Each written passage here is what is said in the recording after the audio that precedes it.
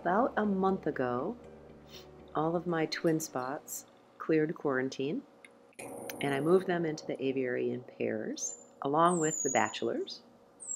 Everybody integrated really, really well with the birds that normally live in there. And keep in mind, these are greenback twin spots, not some of the other species, which are definitely not ones you can group together, especially not during the breeding season. And even my little female, Moody, who does not like to fly, does so well in the aviary. I am thrilled. It was such a good move to move her out of the cage. I really debated whether that was wise. It is. There's my blue. I did not think I would see her after I moved her into the aviary. And there she is. And that's No Band picking on his new rings. He'll get used to them. That was just this afternoon.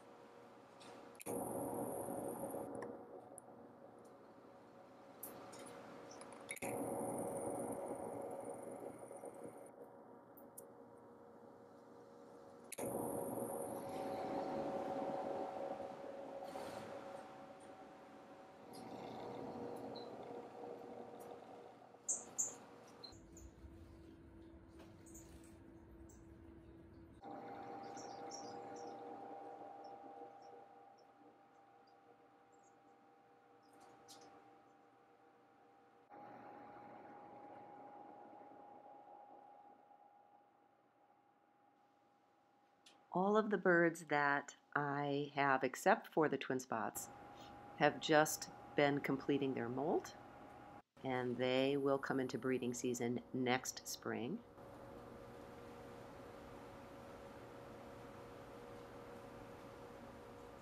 But the twin spots, in their normal time of year, will be in season through November. So this fall was a good time to do some research about how they got along in the aviary, how they use the space, whether the pairs that I thought might get along actually get along. So it's a good information gathering time. It's probably gray and yellow.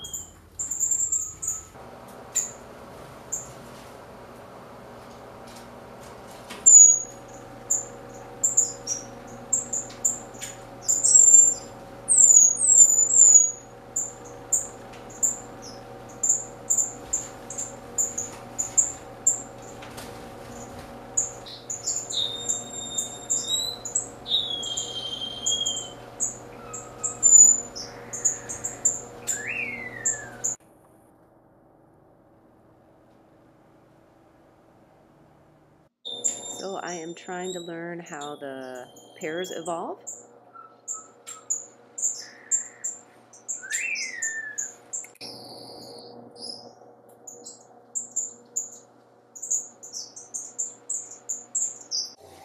What kind of nesting material they like at different stages of nest building, if they do.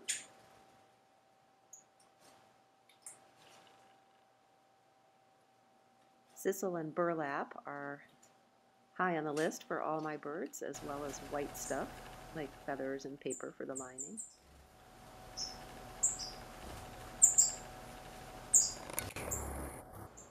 I'm also learning about what potential nest sites are interesting, what foliage, what density, what orientation in the aviary, what height, that sort of thing.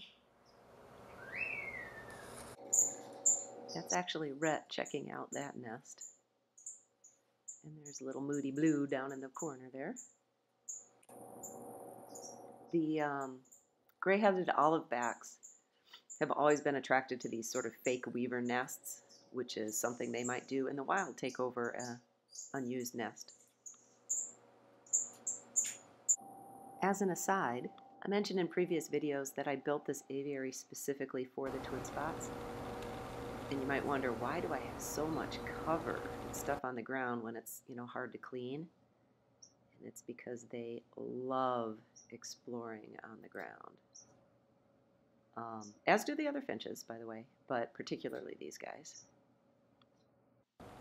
And then I'm watching how they eat, what they eat, where they eat, so I can manipulate them into eating a wider variety of foods, make sure they get egg food and sprouted seed and whatnot.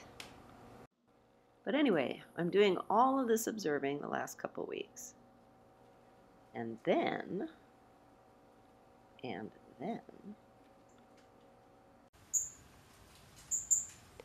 So yellow has started chasing everybody away from gray, which is a good sign.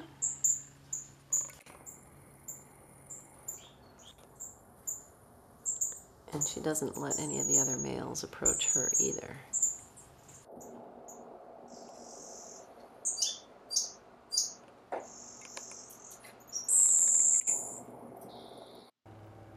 And then I was watching how Buttercup was trying to futz with the foliage, and I gave her a reed ball with little like seaweed things tacked to it, and success.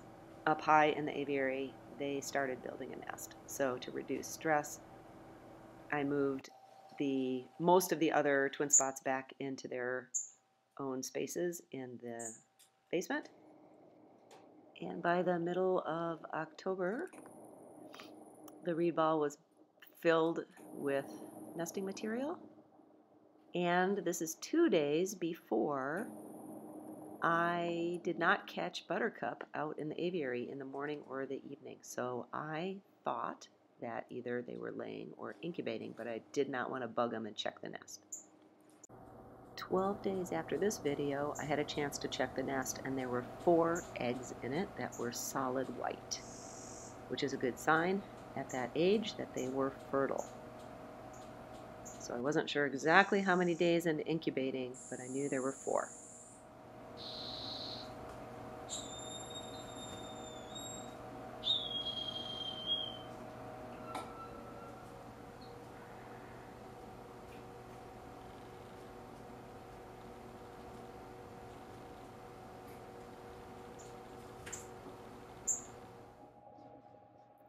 Monday would have been the earliest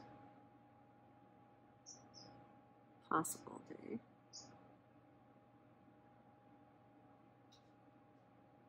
Tuesday would have been 13 days past the earliest. It's not a problem yet, but if I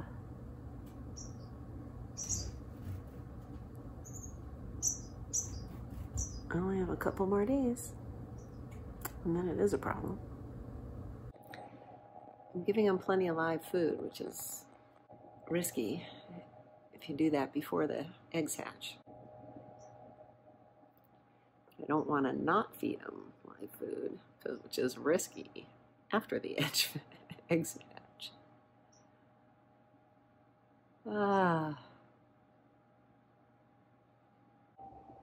Termites I feed very sparingly initially.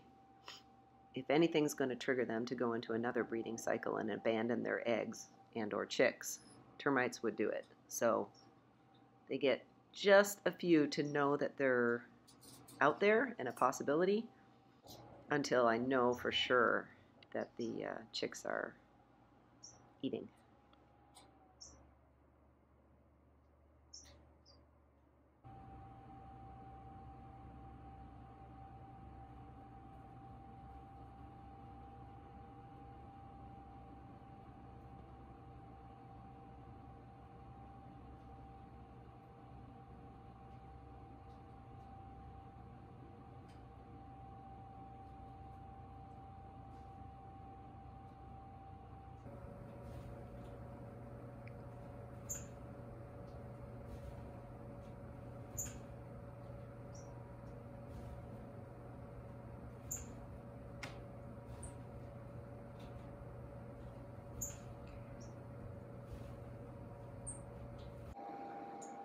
So typically when you monitor the laying, you can estimate the hatch date pretty well. Let's say the normal clutch is 4 eggs and you check when there are 3. They usually start incubating on the total number of eggs minus 1. So they would start incubating on the day they laid the 3rd egg in that example. And then you know the sitting time within a couple of days. So for twin spots, that's 12 or 13 days. So it gives you a pretty tight window. Because I didn't check, I am watching for other things, how nervous the parents are, what their eating behavior is. Trying to listen, and I'm making note of how the other birds are behaving. Good morning. I think we might have chicks today. The parrot finches and the waxbills have been checking the twin spot nest. They don't dare get too close, but they are very curious, and I suspect they hear something I can't hear. The reason it's always dark in the morning is that I have to make sure there is live food first thing in the morning, so the parents know they have food to feed the chicks.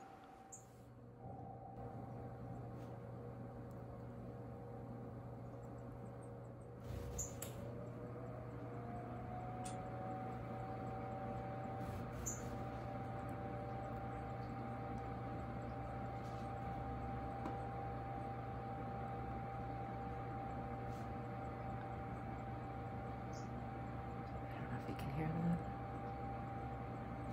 I'm sitting right next to the heater. We have peeps. Little greenback twin spot peeps. They were hatched yesterday. I heard him this morning, barely thought I heard him this morning. And they're twice as loud now. 4 eggs. Not gonna check them. Not gonna check them.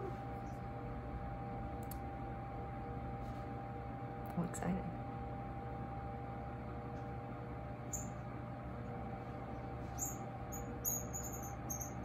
There's Daddy.